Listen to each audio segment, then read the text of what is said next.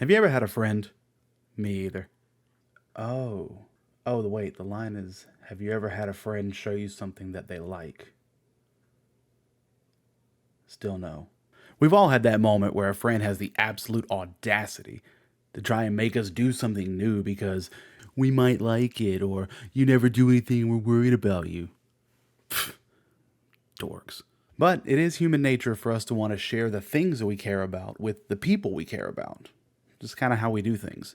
And for most of us out here on YouTube, that means inevitably trying to introduce a new friend to gaming for the very first time.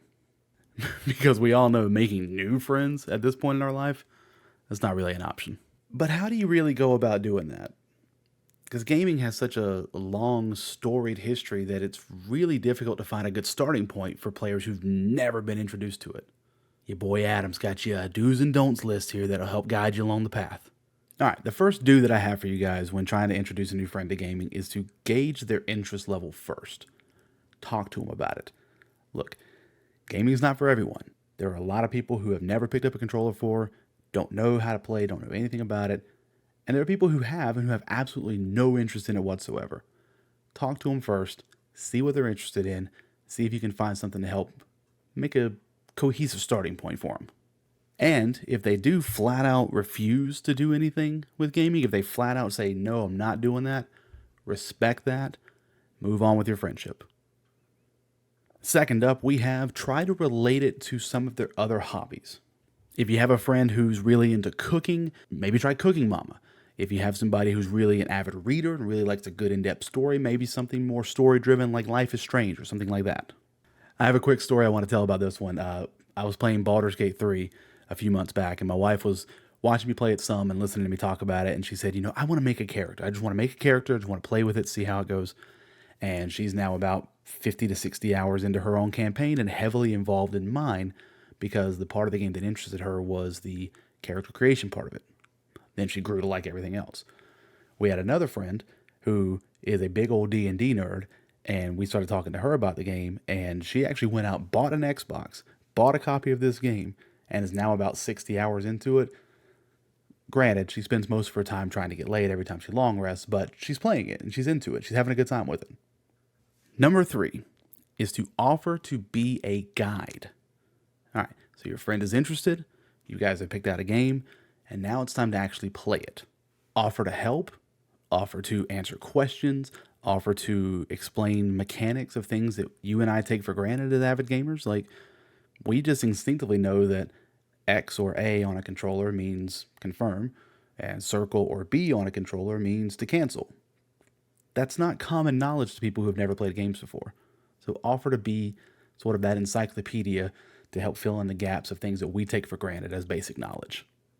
Number 4 on the list is to let them fail.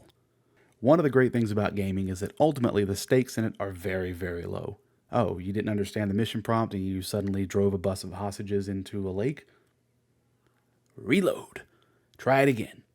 Gaming is ultimately very unique in that it uses failure as a tool to help you get better, like a lot of other things do in life. But as I said, there's no real consequence to failure. If you drive that bus into the lake, reload it. Never happened. You get beat by a boss, reload it. Try again. Get ambushed by an enemy you didn't see? Hey, reload it. Try again. Learning what not to do is often just as valuable as learning what to do when it comes to gaming. Other hobbies don't offer such leniency. If you're an amateur chef and you're trying to learn how to prepare a meal and you burn all of your ingredients that you have for that meal, well, now you're in a bit of a pickle. Assuming you didn't burn that too. Number 5 on our list is to keep it simple. Games have gotten very, very complicated over the last few years. Controllers have buttons you're supposed to just instinctively know how to navigate with fingers you don't really use all that often. HUDs in video games now assume you know where to find your mini map, your teammate information, your ammo, your health, and you're supposed to just instinctively know what all that means and where to find it on screen at any given time. Games are complex now. Keep it simple. Start slow. Tutorial levels, less complex games, maybe even co-op games so that you can actively be in there to help them, but don't overwhelm them. Gradually move them up to the more complex stuff as they show interest in it, but not right away. Don't do it right away. Come on. And finally, number 6 on our list of do's is be willing to let it be. Look, if your friend's not having fun and they're just not into it, you gotta be willing to let it go. This is gonna be the easiest piece of advice I give you this entire video. Don't force the issue. As fun as you or I may have in a game, if your friend's not into it, they're not into it, and that's okay. Just quietly shut them out of your life and move on. Easy. Before we move on to the don'ts, one quick thing. Be sure to subscribe down at the bottom of the screen there, and also down there, let me know if you've had any success introducing a new friend to gaming, and what did you do to help make that happen. Feed me comments. Give it to me. Let me. Moving on now to our list of don'ts. Number 1, don't surprise them. I know for me personally, I have to be in the right frame of mind to try something new for the very first time, or else I'm not going to be nearly as receptive to it as I would be otherwise.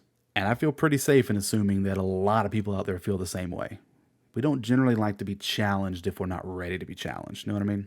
And again, speaking on my personal experiences here, as a former gifted child, shut up, I was.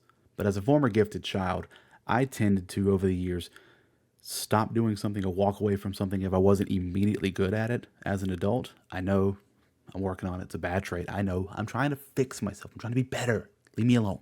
But the same thing can be said for gaming. And I know firsthand what happens when you take a friend and you throw them into the deep end of the pool before they know how to swim, and you're sitting back, you're trying to let them figure things out, you're trying to let them learn and develop on their own time, and then by the time the bubbles stop, you realize that you're a little too late, and now all of a sudden you have a much bigger problem on your hands. And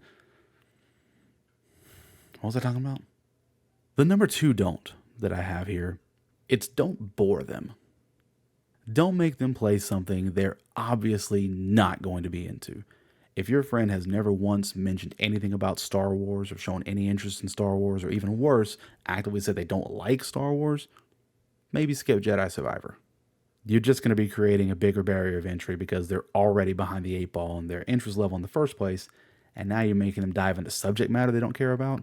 It's not going to work. Also, if you have a pacifist, sort of anti-war friend, maybe keep them out of Call of Duty. All right, we're halfway through the list of don'ts now, and number 3 is don't big brother them.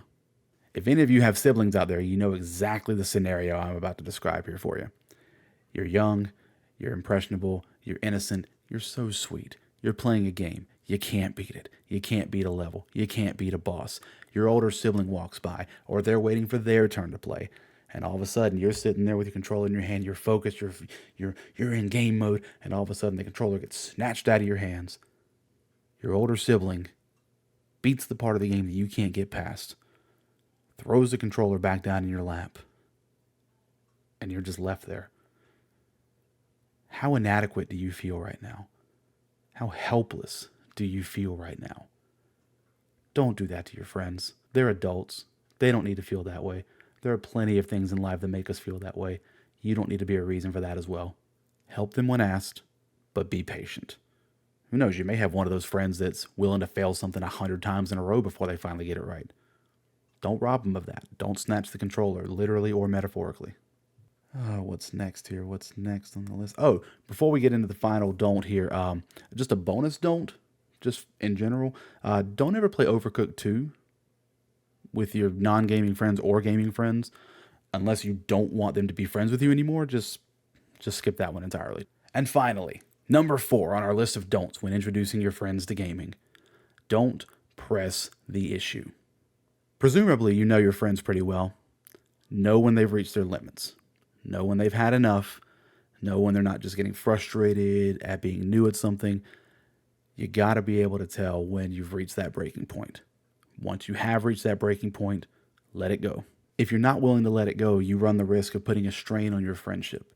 And look, as much as you and I may know as gamers that when the right game comes along for the right player at the right time, it can be a really enriching and fulfilling experience. But if you haven't found that right game yet, don't push your friend into it, because you're going to rob them of the desire to find that right game. You're going to rob them of the desire to try again when the right game does come along. And that's the list. That's the list of do's and don'ts that I have for you guys when it comes to introducing your non-gaming friends to gaming. Did I miss any? Do you have any success stories that you want to share in the comments about how you pulled it off? Let me know about it. And hey, this is the second video I've done in this kind of style. So if you want to check out the first one, it's going to be floating on the screen here in just a second. It's all about the pros and cons of trying to monetize your hobbies and if it's the right move for you at the right time. Check it out. See how you like it. Until next time, Orange and Hammer.